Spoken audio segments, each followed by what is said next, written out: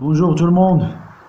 Voilà aujourd'hui avec l'exemple 2 à propos des applications de la dérivation pour établir une inégalité. Montrons que quel que soit x appartient à l'intervalle 0π sur 2, de sinus de x plus tangente x, il est supérieur ou égal à 3x. Donc comme on l'a déjà dit, il est difficile de démontrer cette inégalité directement. C'est pour cela qu'on va procéder comme suite. Donc on a soit x appartenant à l'intervalle 0π sur 2, de sinus de x plus tangente x supérieur ou égal à 3x, c'est équivalent à 2 sinus de x plus tangente x moins 3x est supérieur ou égal à 0. Cette expression elle est bien définie. Donc, on considère la fonction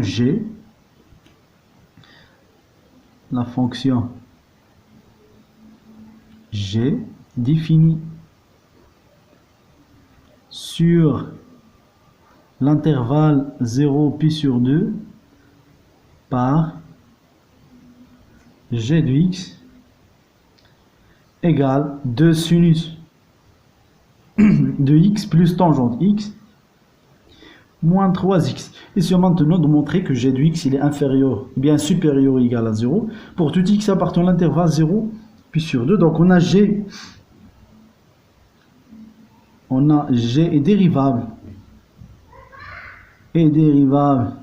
sur l'intervalle 0 puis sur 2 et quel que soit x appartient à l'intervalle 0 puis sur 2, g' de x égale, c'est 2 sinus de x plus tangente de x moins 3x, le tout prime.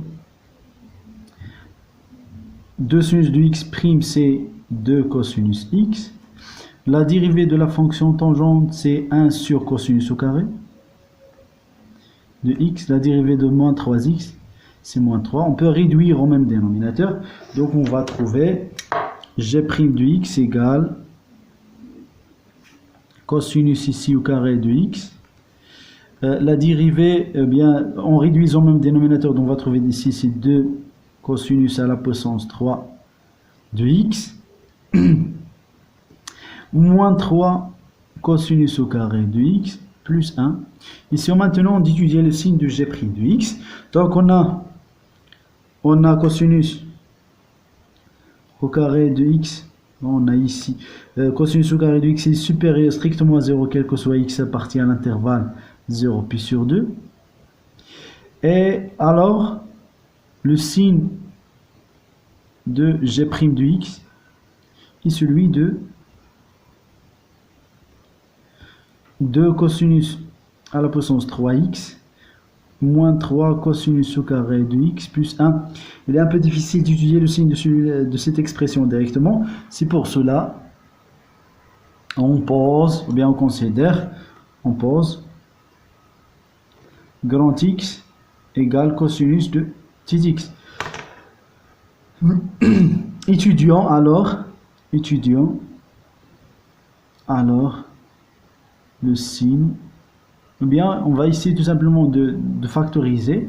Étudions le signe de 2x à la puissance 3 moins 3 grand X au carré plus 1. Vous pouvez remarquer que 2 moins 3 plus 1 égale 0. Donc, on considère le polynôme. On considère le polynôme P de x égale 2x à la puissance 3 moins 3x carré plus 1. La somme de ces coefficients qu'on a déjà dit égale 0. Donc P est divisible, le polynôme P de x est divisible par x moins 1 ici car P de 1 égale à 0. Vous pouvez le vérifier facilement. En effectuant la division euclidienne de P par x moins 1, on va le faire ici. Alors, comme rappel, x moins 1, ici on aura 2x à la puissance 3, pardon, ici 2x à la puissance 3, 2x à la puissance 3 moins 3x au carré, plus 0x plus 1. Donc, on va multiplier par 2x ça, au carré, pardon. Ça donne ici 2x à la puissance 3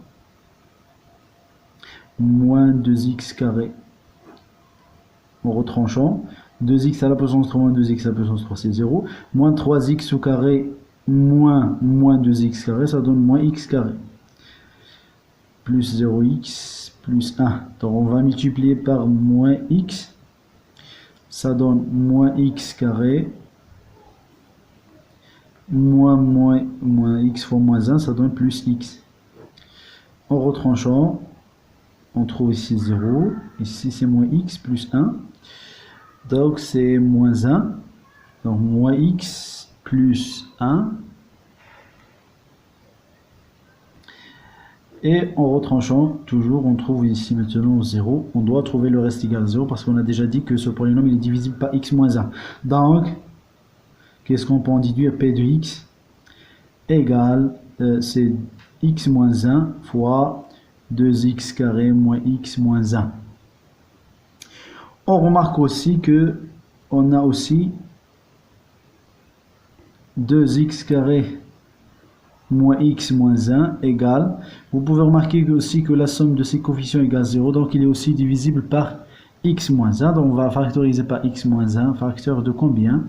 Donc par combien on doit multiplier x pour obtenir 2x carré, c'est 2x, moins 1, donc on va y multiplier par 1. Plus 1, qu'est-ce qu'on peut en déduire? Donc, P de x égale x moins 1 fois x moins 1 fois 2x plus 1 qui est égal à x moins 1 le tout au carré fois 2x plus 1. Voilà maintenant, qu'est-ce qu'on peut en déduire? Alors,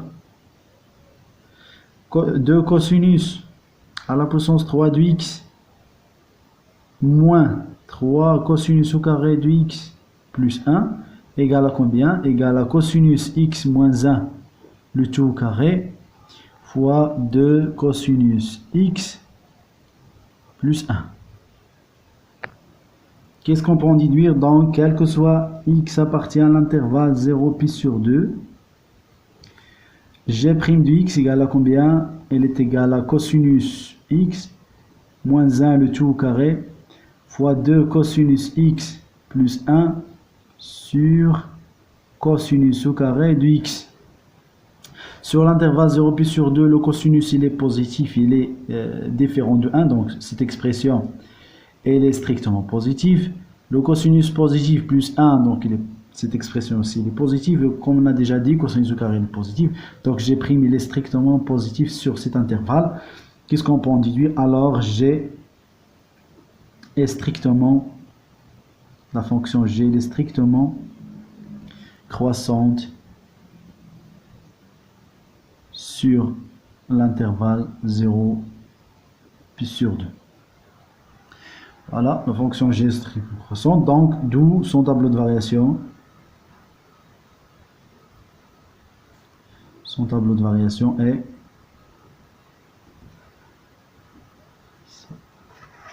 voilà, donc on va tracer le tableau de variation du g.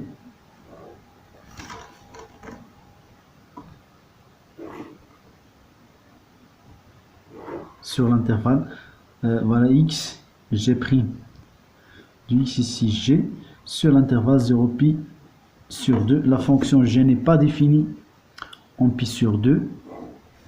On va faire ici une barre, bien deux barres.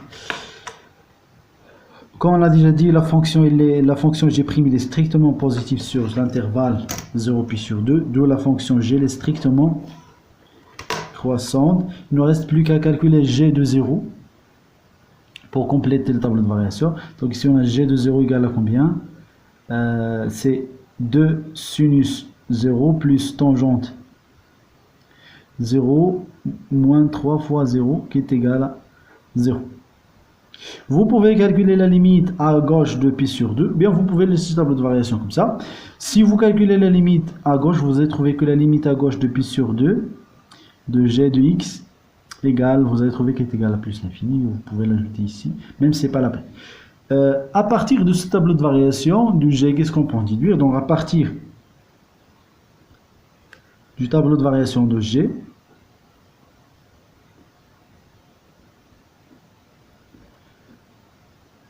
Qu'est-ce qu'on peut en déduire? On a 0 et la valeur 0 et la valeur minimale de G sur l'intervalle 0 pi sur 2. On peut même ajouter la valeur minimale absolue, c'est-à-dire c'est la plus petite valeur minimale qu'on peut trouver. Et qu'est-ce que ça veut dire ça? Donc, quel que soit x appartient à l'intervalle 0 pi sur 2, g de x est supérieur ou égal à g de 0. Ou bien à 0 directement, on peut même dire, parce qu'on a déjà dit que 0 c'est la valeur minimale. Donc g de x il est supérieur à 0. Qu'est-ce que ça implique? Ça implique alors que quel que soit x appartenant à l'intervalle 0 pi sur 2, g de x, en plaçant g de x par son expression, c'est 2 sinus de x plus tangente x est moins 3x est supérieur ou égal à 0, d'où quel que soit x appartenant à l'intervalle 0 pi sur 2, 2 sinus de x plus tangente x est supérieur ou égal à 3x, et c'est ça ce qu'on cherche à montrer. Merci.